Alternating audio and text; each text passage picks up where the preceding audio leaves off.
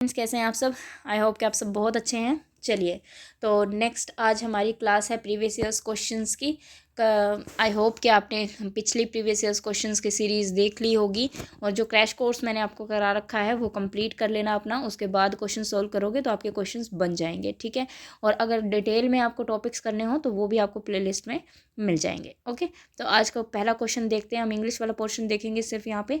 तो सबसे पहला क्वेश्चन जो है आपका प्रीवियस ईयर्स में 61st question, that is choose the correct passive form of the verb in bracket in the given sentence. ठीक है, तो ये हमें एक सेंटेंस दे रखा है, इसमें हमें ये बताना है कि जो आगे ये वॉच वर्ब ब्रैकेट में दे रखी है इसकी पैसिव फॉर्म क्या बनेगी। तो that is I suddenly realised. यहाँ तक अगर हम सेंटेंस को पढ़ते हैं तो हमें समझ में आ रहा है कि सेंटेंस हमारा पास्ट में चल रहा है, और पास्ट में चल रहा है तो हम क्या कह रहे हैं कि मुझे एकदम से रियलाइज हुआ कि कोई मुझे देख रहा है, यही कहना चाह रहे हैं हम लोग। ठीक है, और यही कहना चाह रहे हैं तो सेंटेंस एम बीइंग नहीं हो सकता क्योंकि प्रेजेंट में चला जाएगा, और एम वोस्ट भी नहीं हो सकता, हैव बीन वोस्ट भी नहीं हो सकता। तो हमारा आंसर यहाँ पे जो सही होने वाला है वो कौन सा होने वाला है, that is option number 4, that is was being wooed. ठीक है, कि मैंने I suddenly realised I was being wooed by someone कर दूं पीछे, तो आपको समझ में आ जाएगा सेंटेंस किस में बनने वाला है, पैसिव वॉइस में बनने वाला है। ठीक है, उसके बाद देखते हैं नेक्स्ट क्वेश्चन हमारा, that is number 62, I must finish this. यहाँ पे जो अंडरलाइन कर रखा है ये क्या चीज़ बता रहा है, हमें ये बताना है, नेसेसिटी, विश, डिटर्मिनेशन या फिर हैबिट। तो आई मस्ट फिनिश दिस, हमें पता है मस्ट जो है वो कंपल्शन करने के लिए, अनिवार्य करने के लिए चीज़ों को यूज़ होता है, नेसेसिटी के लिए यूज़ होता है। ठीक है, जहाँ पे किसी काम के होने के चांसेस बहुत ज़्यादा होते हैं वहाँ पे हम मस्ट का यूज़ करते हैं, ड्यूटी कोई हमें दे रखी हो वहाँ पे यूज़ होता है। तो यहाँ पे अगर हम देखें तो डिटर्मिनेशन हमारा मस्ट के लिए नहीं आता, हैबिट भी नहीं आती, विश भी नहीं आती। तो दैट मीन्स कि यहाँ पे हमारा आंसर क्या हो जाएगा, option number 1, that is necessity. तो इस सेंटेंस में मस्ट क्या शो कर रहा है, आपको नेसेसिटी शो कर रहा है। ठीक है, चलिए इसके बाद देखते हैं next question, that is choose the correct suffix to form the word, the meaning of the word is given.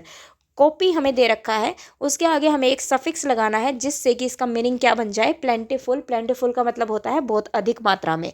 तो यहाँ पे अगर हम कॉपी के आगे सफिक्स जो है वो OUS, that is option number 1 add कर दें तो कॉपियस का मतलब होता है क्लास प्लेंटिफुल। बिल्कुल ही बेसिक सिंपल क्वेश्चन था। तो उसके बाद नेक्स्ट क्वेश्चन पे चलते हैं, that is I don't enjoy going to the dentist. The word going in the above sentence, इस सेंटेंस के अंदर जो हमें दिया हुआ है इसमें गोइंग की हमें पार्ट ऑफ स्पीच बतानी है। तो लास्ट क्लास में भी हमने देखा था कि इन्फिनेटिव होता है आपका 2+ में वर्ब की फर्स्ट फॉर्म। ठीक है, प्रेजेंट पार्टिसिपल होता है वर्ब की फर्स्ट फॉर्म प्लस में ING, और परफेक्ट पार्टिसिपल, प्रेजेंट पार्टिसिपल क्या होता है लिख देती हूँ यहाँ पे, वर्ब की फर्स्ट फॉर्म प्लस में ING, और परफेक्ट पार्टिसिपल होता है आपका हैविंग प्लस में वर्ब की थर्ड फॉर्म। और पार्टिसिपल और जिरंड में डिफरेंस क्या है क्लास, और जिरंड भी क्या होती है आपकी वर्ब की फर्स्ट फॉर्म प्लस में ING। पार्टिसिपल और जिरंड में डिफरेंस क्या है, पार्टिसिपल होता है जब कोई वर्ब एडजेक्टिव का काम करे सेंटेंस में, और जिरंड होता है आपका जब कोई वर्ब सेंटेंस में नाउन का काम कर जाए। और वो वर्ब कौन सी फॉर्म होनी चाहिए, वर्ब की फर्स्ट फॉर्म प्लस में ING। तो वहाँ से हमें पता है कि जब वर्ब की फर्स्ट फॉर्म प्लस में ING अगर सेंटेंस में नाउन का काम करेगी तो हमें पता है नाउन या तो सेंटेंस का सब्जेक्ट हो सकता है या फिर सेंटेंस का ऑब्जेक्ट हो सकता है। और ऑब्जेक्ट हम कैसे पता करते हैं सेंटेंस में, ऑब्जेक्ट पता करने के लिए हमें वर्ब के बाद, ऑब्जेक्ट पता करने के लिए हमें वर्ब के बाद किसका क्वेश्चन करना होता है, व्हाट का या फिर होम का। व्हाट का क्वेश्चन करते हैं हम नॉन लिविंग थिंग्स के लिए, और होम का क्वेश्चन करते हैं हम पर्सन के लिए। तो यहाँ पे क्वेश्चन करके देखो, एंजॉय के बाद व्हाट का, अगर व्हाट का क्वेश्चन करने पे आपको गोइंग आंसर में मिल जाएगा तो दैट मीन्स कि वो ऑब्जेक्ट होगा, और ऑब्जेक्ट होगा तो या तो नाउन हो सकता है या प्रोनाउन। तो वर्ब को नाउन कैसे बनाया जा सकता है, उस पर ING लगा के, और जब वर्ब प्लस में ING सेंटेंस में नाउन का काम कर जाए तो उसे हम क्या कहते हैं, जिरंड कहते हैं। तो यहाँ पे हम क्वेश्चन करके देखेंगे एंजॉय के बाद व्हाट का। तो आई डोंट एंजॉय व्हाट, मैं क्या एंजॉय नहीं करती, डेंटिस्ट के यहाँ जाना। तो that means going to the dentist हमें यहाँ पे आंसर मिल रहा है, और यहाँ पे आंसर मिल रहा है तो गोइंग यहाँ पे किसका काम कर रहा है क्लास, दैट इज जिरंड का काम कर रहा है, और जिरंड का काम कर रहा है तो ऑप्शन नंबर 4 हमारा यहाँ पे करेक्ट हो जाएगा। क्लियर है, चलिए नेक्स्ट देखेंगे, that is question number 65, choose the correct indirect speech of the given sentence. एक चीज और कहना चाहूंगी कि पार्ट ऑफ स्पीच बिल्कुल अच्छे से प्रॉपर तरीके से मैंने पार्ट ऑफ स्पीच, आपको प्लेलिस्ट में मिल जाएगा पार्ट्स ऑफ स्पीच की प्लेलिस्ट, वहाँ पे 2 या 3 लेक्चर्स हैं आपके, उनको अच्छे से देखिए, आपका पार्ट्स ऑफ स्पीच का क्वेश्चन कभी भी गलत नहीं होगा। ठीक है, तो वो देखने के बाद अगर आप क्वेश्चन बनाएंगे पार्ट ऑफ स्पीच के, आपके सारे क्वेश्चन बन जाएंगे। ओके, चलिए नेक्स्ट देखते हैं 65, हमें बताना है कि जो हमें ये दे रखा है डायरेक्ट स्पीच, इसकी करेक्ट इनडायरेक्ट स्पीच क्या होगी। तो mother said don't go to the park, तो माँ ने कहा कि पार्क नहीं जाना है। अब यहाँ पे हमें ये पता है कि जो ये डायरेक्ट स्पीच में दे रखा है कोमा इन्वर्टेड कोमा के अंदर रिपोर्टेड स्पीच हमारी, ये एक इम्पेरेटिव सेंटेंस है। और इम्पेरेटिव सेंटेंस है तो जब हम इसको इनडायरेक्ट स्पीच में चेंज करने जाते हैं क्लास, तो वहाँ पे सब्जेक्टिव मूड वर्ब या फिर मैं कहूँ मूड वर्ब यूज़ होती है, टेंस यूज़ नहीं होता। तो यहाँ पे अगर मैं बात करूँ तो दैट इज मदर सेड। अब देखो चारों के अंदर, चारों ऑप्शन के आगे हमें एक ऑब्जेक्ट लगा के दे दिया गया है। ऑब्जेक्ट लगा के अगर हमें दे दिया गया है तो थर्ड ऑप्शन तो बिल्कुल भी नहीं हो सकता, क्योंकि सेड चेंज होता है आपका टोल्ड के अंदर, ठीक है। सेड टू चेंज किस में होगा, टोल्ड के अंदर, इनडायरेक्ट स्पीच में। फोर्थ ऑप्शन भी आपका नहीं बन पाएगा क्योंकि यहाँ पे भी सेड टू अस लिख दिया गया है, तो दैट मीन्स, और फर्स्ट ऑप्शन भी हमारा नहीं बन पाएगा क्योंकि आस्क्ड हम कब यूज़ करते हैं, जब हमें इंटेरोगेटिव सेंटेंस दिया हो। लेकिन यहाँ पे इंटेरोगेटिव सेंटेंस नहीं है हमारे पास, यहाँ पे हमें क्या दिया हुआ है, इम्पेरेटिव सेंटेंस। तो देखो उस तरीके से हमारे पास सिर्फ एक ऑप्शन नंबर 2 बच जाता है और यही हमारा करेक्ट होगा। लेकिन यहाँ पे अगर हम बात करें, इम्पेरेटिव सेंटेंस दिया हुआ था ना, तो डोंट जो है वो आपका नोट टू में चेंज हो जाता है, ठीक है। किस में चेंज हो जाता है, नोट टू में। तो mother told us not to go to the park. तो आप उस तरीके से भी देख सकते हो, एलिमिनेशन के तरीके से भी हम क्वेश्चन को सॉल्व कर सकते हैं। और अगर आपको सीधा आता है, दैट इज इम्पेरेटिव सेंटेंस में अगर डोंट से सेंटेंस शुरू हो रहा है तो वो किस में चेंज होता है, नोट टू में। क्लियर। चलिए नेक्स्ट क्वेश्चन देखते हैं, that is question number 66। Which of the following expression means extremely happy, बहुत अधिक खुश होना, किस ईडियम का मतलब है, किस एक्सप्रेशन का मतलब है। तो इसका आंसर होने वाला है सिंपल और सीधा, that is option number 4, on cloud 9 का मतलब होता है एक्सट्रीमली हैप्पी। बिल्कुल सिंपल क्वेश्चन था, याद ही रखना है हमें एज इट इज। नेक्स्ट देखिए, choose the correct passive construction of the sentence. जो हमें सेंटेंस दिया गया है इसका पैसिव फॉर्म बनानी है हमें। तो ये कह रहा है auctioneer will sell the painting at auction. Passive voice के लिए क्लास आपको एक चीज़ ध्यान रखनी है कि जब भी हम एक्टिव से पैसिव में या फिर पैसिव से एक्टिव में हमारे सेंटेंस को चेंज करते हैं, तो ना ही तो उसका टेंस चेंज होना चाहिए। ये दो बातें आपको ध्यान रखनी है कि टेंस और मीनिंग एक्टिव से पैसिव में चेंज करें चाहे पैसिव से एक्टिव में चेंज करें, ठीक है, दोनों का टेंस और जो मीनिंग है वो कैसा रहना चाहिए, सेम रहना चाहिए, ठीक है, सेम रहना चाहिए ये दोनों चीज़ें। तो यहाँ पे हमें पता है कि द पेंटिंग हमारा नया सब्जेक्ट बनेगा, तो द पेंटिंग आगे आ गया। अब विल को वुड में चेंज नहीं करेंगे क्योंकि ये नरेशन नहीं है। नरेशन में अगर बाहर वर्ब हमारी पास्ट में होती है तो आगे हम चेंज करते हैं, ठीक है, लेकिन ये नरेशन नहीं है, वॉइस बतानी है हमें, तो वॉइस में कभी भी टेंस चेंज नहीं होना चाहिए, तो वुड तो पहले ही कट जाएगा हमारा। ओके, उसके बाद बात करते हैं हम आगे, तो दैट इज विल सेल। सिर्फ फ्यूचर इंडेफिनिट हमें दिया गया है, फ्यूचर इंडेफिनिट दिया गया है तो फ्यूचर कॉन्टिन्यूस में सेंटेंस हमारा नहीं जाएगा, तो दैट मीन्स कि हमारा ऑप्शन नंबर 4 भी यहाँ पे नहीं होने वाला है। बचा सिर्फ और सिर्फ हमारा कौन सा, 2 और 3। अब देखो, द पेंटिंग विल प्लस में वर्ब की फर्स्ट फॉर्म हमें पता है, विल प्लस में बी प्लस में वर्ब की थर्ड फॉर्म में चेंज होती है, और दोनों ही सेंटेंसेस में हमें सेम दी गई है, will be sold, will be sold. अब एक में दे दिया by the auctioneer at auction, और एक में दे दिया खाली एट ऑक्शन। तो हमें पैसिव वॉइस में पता है कि जो बाय प्लस में डूअर होता है हमारा वो ऑप्शनल होता है। क्या होता है, ऑप्शनल होता है, और ऑप्शनल होता है तो हम उसको हटा भी सकते हैं, ठीक है। तो उस हिसाब से तो हमारा सेकंड भी सही है और थर्ड भी सही है, क्योंकि बाय द ऑक्शनर का डिफरेंस है। तो अब एक चीज़ ध्यान रखना कि जहाँ पे आपको बाय डूअर लिख के दे दिया गया है और एक में बाय डूअर स्किप कर दिया गया है, तो पहली प्रायोरिटी जो हमारी जाएगी वो जाएगी जिसमें हमें पूरी बात लिख के दी गई है। तो यहाँ पे सेकंड भी सही था, थर्ड भी सही था, लेकिन अगर दोनों एक साथ दे दिए गए हैं तो जिसमें पूरी बात पूरे तरीके से लिखी गई है उसी को हम अपना ऑप्शन मानेंगे, पहले आंसर मानेंगे। तो दैट इज ऑप्शन नंबर 2 यहाँ पे पहली प्रायोरिटी होगी हमारी, और अगर ये नहीं दिया होता तो थर्ड हमारा करेक्ट हो जाता। क्लियर। चलिए आगे चलते हैं, that is question number 68। Identify the figure of speech in the following sentence. यहाँ पे भी हमें फिगर ऑफ स्पीच ही बतानी है। That is I must be cruel only to be kind. Simple सीधा बताना था हमें कि ये किस चीज़ का काम कर रहा है, तो इसका आंसर हो जाएगा that is option number 2, paradox. ठीक है, यहाँ पे जो ये चीज़ लिखी हुई है ये क्या किसका काम कर रही है, पैराडॉक्स का काम कर रही है। ठीक है, चलिए नेक्स्ट देखिए, which of the following word is miss spelled. That means किसकी स्पेलिंग यहाँ पे गलत दी हुई है। तो यहाँ पे अगर मैं बात करूंगी तो दैट इज ऑप्शन नंबर 3 है आपका, सिंक्रोनस। ये वाली स्पेलिंग गलत है, बाकी सही दी हुई है। सिंक्रोनस की स्पेलिंग क्या होगी, NOUS आएगा। ठीक है, तो यहाँ पे आपके ऑप्शन नंबर 3 करेक्ट हो जाएगा, क्योंकि इसने गलत स्पेलिंग पूछी थी हमें, वो हमने बता दी, दैट इज ऑप्शन नंबर 3। चलिए आगे चलते हैं। नेक्स्ट सेंटेंस कह रहा है हमें बताना है कि कौन सा क्वेश्चन जो है, कौन सा सेंटेंस जो है वो ग्रामेटिकली बिल्कुल करेक्ट है। ठीक है, चलिए 70 देखते हैं। तो माय ब्रदर चारों में दे रखा है, इस भी चारों में दे रखा है, वर्ब का एरर नहीं है क्योंकि सिंगुलर सब्जेक्ट था, सिंगुलर वर्ब आएगी। उसके बाद my brother is the student in Mayo college, no, that is खाली वही स्टूडेंट थोड़ी ना है उस कॉलेज का, तो दैट मीन्स ऑप्शन नंबर 1 हमारा गलत हो जाएगा।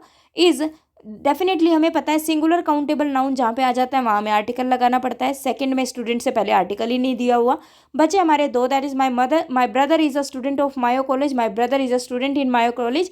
तो ऑफ कॉलेज या स्कूल कभी भी इन चीज़ों की हम बात करते हैं तो ऑफ नहीं लगाते, क्लास क्या आता है बीच में, इन प्रीपोजिशन का यूज़ होता है। तो दैट इज़ ऑप्शन नंबर 4 हमारा यहाँ पे बिल्कुल सही हो जाएगा। क्लियर।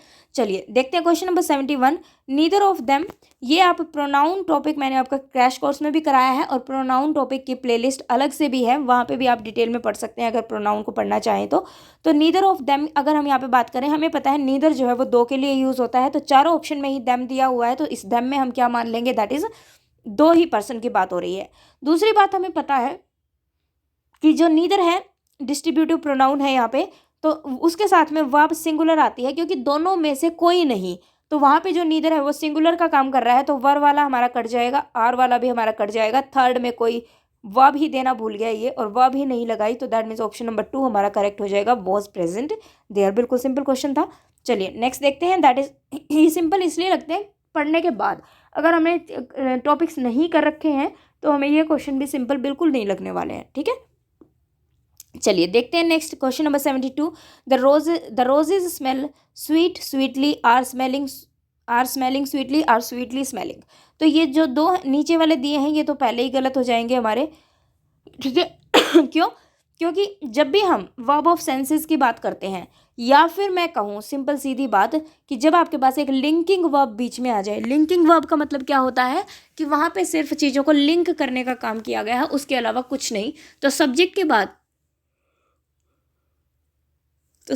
बाद अगर आपकी लिंकिंग वर्ब आ जाए, सब्जेक्ट आया उसके बाद लिंकिंग वर्ब आ गई, तो लिंकिंग वर्ब के बाद क्लास एडजेक्टिव लिखा जाता है। लिंकिंग वर्ब के बाद क्या लिखा जाता है, एडजेक्टिव लिखा जाता है। और अगर एडजेक्टिव लिखा जाता है तो स्वीटली तो क्या होती है, एडवर्ब होती है। तो यहाँ पे हमारा करेक्ट ऑप्शन कौन सा हो जाएगा, दैट इज ऑप्शन नंबर 1। 2 भी गलत हो जाएगा क्योंकि यहाँ पे स्वीटली लिख दिया गया है। तो लिंकिंग वर्ब के बाद हमेशा ही क्या आता है आपका, एडजेक्टिव लिखा जाता है, तो ऑप्शन नंबर 1 हमारा यहाँ पे करेक्ट हो जाएगा। नेक्स्ट देखिए, that is question number 73, you certainly did not ought to. देखो अब यहीं से अगर आपने चीज़ें अच्छे से पढ़ रखी हैं तो क्वेश्चन यहीं से हमारा बनना शुरू हो जाता है। अब देखो इन्होंने डिड भी दे दिया, ought भी दे दिया। अब डिड हेल्पिंग वर्ब है, ought मॉडल है, और मॉडल हमें पता है हेल्पिंग वर्ब ही होते हैं, तो दो हेल्पिंग वर्ब की एक साथ में कोई मतलब नहीं है, कट गया। नेक्स्ट देखिए, you certainly ought not to have done it. एक बार देखते हैं इसको। थर्ड देखिए फिर से डिड नॉट ought टू दे दिया इसने, दैट मीन्स कि ये फिर से गलत हो गया। नेक्स्ट देखिए, you certainly ought not to have been done it, और सेकंड था हमारा you certainly ought not to have done it. अब देखो सेंटेंस हमारा डेफिनेटली एक्टिव वॉइस में है क्योंकि ये यू ही जो है वही क्या है आपका डूअर है, और वही डूअर है तो हैव बीन करने की हमें कोई ज़रूरत नहीं है। दैट मीन्स ऑप्शन नंबर 2 ही हमारा यहाँ पे क्या होगा, करेक्ट होगा। ठीक है, चलिए नेक्स्ट क्वेश्चन पे बढ़ जाते हैं हम लोग, दैट इज क्वेश्चन नंबर 74, और वो कह रहा है who was the book given to, who the book was given to, the book was given to who, और whom was the book given to. अब एक्टिव पैसिव वॉइस में मैंने आपको ये डिटेल में करा रखा है, क्वेश्चन आपको गलत नहीं करना है। हु को हम कभी भी लास्ट में नहीं लगाते, सबसे पहले कट जाएगा। ठीक है, उसके बाद अगर हम बात करें तो दैट इज हुम। अगर हुम आ गया तो दैट, जब हुम ऑब्जेक्टिव फॉर्म होती है और ऑब्जेक्टिव फॉर्म होती है तो स्टार्टिंग में अगर हम ऑब्जेक्टिव फॉर्म को लेके आएंगे तो प्रीपोजिशन उसके साथ में आएगा, तो ये भी आपका ऑप्शन नहीं हो सकता क्योंकि 2 कहाँ चला गया है, पीछे चला गया है। अब 2 ऑप्शन बच गए, who was the book given to and who the book was given to. ठीक है, तो अब हमें पता है कि जब भी हमें इंटेरोगेटिव सेंटेंस बनाना हो तो जो WH वर्ड हमें दे रखा है उसको हम एज इट इज़ लिखते हैं, उसके बाद हमारी हेल्पिंग वर्ब आती है और उसके बाद ऑब्जेक्ट को लिखते हैं। तो सेकंड ऑप्शन में हु के जस्ट बाद द बुक दे दिया गया, दैट मीन्स इससे पहले हमारा वॉज आना चाहिए था, तो ये भी ऑप्शन नहीं होगा। हमारा ऑप्शन सिर्फ कौन सा होगा, that is option number 1, who was the book given to. ये आप डिटेल में एक्टिव पैसिव वॉइस टॉपिक में डिटेल में मैंने आपको बहुत अच्छे से तरीके से समझा रखा है, तो सॉरी डिटेल में मैंने आपको करा रखा है, वहाँ से इसकी डिटेल देख लेंगे क्योंकि अभी बहुत टाइम लग जाएगा, पूरा बताने लगूंगी तो वो मैंने आपको ऑलरेडी पढ़ा रखा है। ठीक है, चलिए नेक्स्ट देखिए, that is question number 75। Choose the correct phonetic transcription of the word locate. Phonetic transcription का मतलब क्या है? प्रोनाउंसिएशन की। अगर हम इसको प्रोनाउंसिएशन करेंगे इसकी, तो ये कैसे लिखा जाएगा प्रोनाउंसिएशन की फॉर्म में। तो इसका आंसर होने वाला है class, that is option number 4। और यहाँ पे थोड़ी सी करेक्ट कर लेना कि ई के बाद आई भी आएगा इसमें, ठीक है। तो सबसे पहले तो दोनों तरफ स्लैश होने चाहिए, और लो जो LO है उसको कैसे लिखा जाएगा? LEU, जो ये उल्टा ई लिखा हुआ है, एंड UKEIT। तो ऑप्शन नंबर 4 यहाँ पे करेक्ट हो जाएगा, ठीक है। ज़्यादातर ये ऐसे क्वेश्चंस आपको HTET, CTET, KVS, NVS, DSSS इनके एग्जाम्स दे रहे हैं, तो वहाँ पे ये चीज़ आपको देखने को मिलती है। तो ऐसे क्वेश्चन वहाँ पे देखने को मिलते हैं। सेंटर के एग्जाम में, जैसे सेंटर के एग्जाम कहने चाह रही हूँ मैं, SSC हो गया या बैंकिंग हो गया, वहाँ पे आपको बहुत कम ऐसे क्वेश्चन देखने को मिलते हैं। लेकिन अगर कोई टीचिंग की तैयारी कर रहा है तो वहाँ पे ये क्वेश्चन आपको देखने को मिल सकते हैं, ठीक है। चलिए नेक्स्ट क्वेश्चन देखते हैं, दैट इज क्वेश्चन नंबर 26। हमें बताना है कि जो ये सेंटेंस हमें दिया हुआ है इसकी डायरेक्ट स्पीच क्या बनेगी। इनडायरेक्ट में दिया हुआ है, क्या बनानी है हमें? Direct speech. इसकी करेक्ट डायरेक्ट स्पीच क्या होगी? अब दैन देना, यहाँ कहा गया है he said I had better go because it was late.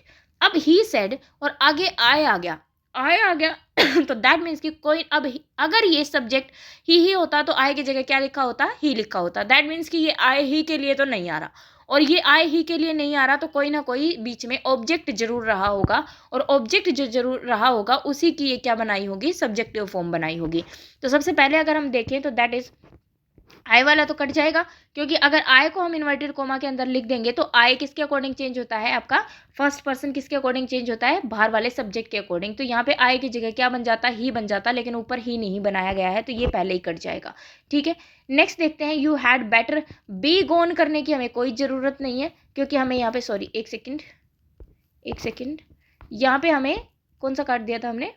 Second one काट दिया था, क्योंकि यहाँ पे आई की जगह फिर ऊपर जो हमें सेंटेंस दिया गया है उसमें ही होना चाहिए था, जो कि नहीं हुआ है। थर्ड में बी गोन करने की हमें कोई ज़रूरत नहीं है, क्योंकि हम पैसिव नहीं बनाना चाह रहे, सिर्फ नरेशन हमें चेंज करनी है। नेक्स्ट देखेंगे, you had better go because it. अब देखो इट वॉज में चेंज हुआ है, तो इसमें ये इट क्या रहा होगा? इज में रहा होगा, तो यहाँ पे वॉज लिख दिया गया है, तो ये भी गलत हो गया। एंड फर्स्ट वन आपका यहाँ पे बिल्कुल सही डायरेक्ट स्पीच है इसकी, तो ऑप्शन नंबर 1 आपका यहाँ पे आंसर हो जाएगा। क्लियर? चलिए नेक्स्ट क्वेश्चन पे चलते हैं, दैट इज क्वेश्चन नंबर 77। हमें बताना है कि कौन सी स्पेलिंग बिल्कुल सही लिखी गई है। तो पीडियाट्रिशियन की अगर सही स्पेलिंग की हम बात करें तो वो है आपका correct option, that is option number 1।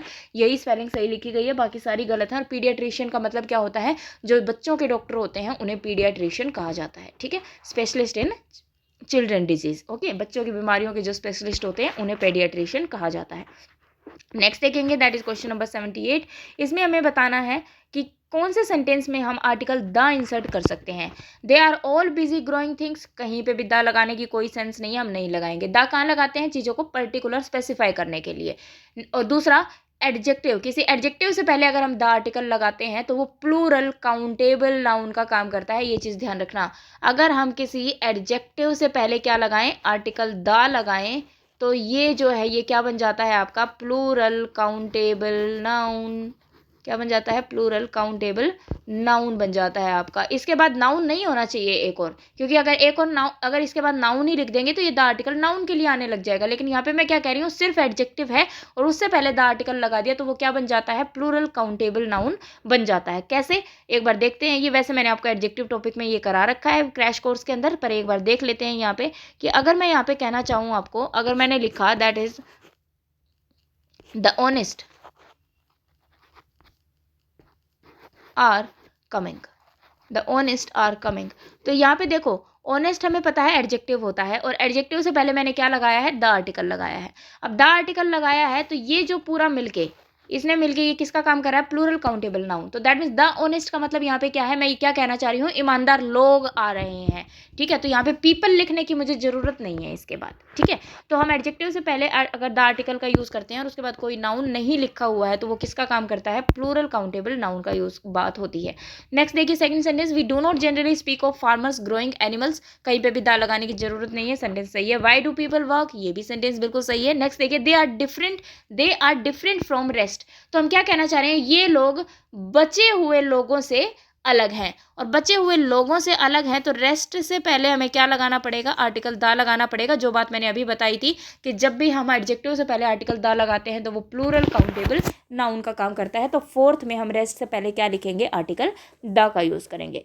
Next देखिए, that is question number 75, which of the following sentence is correct. कौन सा सेंटेंस जो है वो बिल्कुल सही लिखा गया है।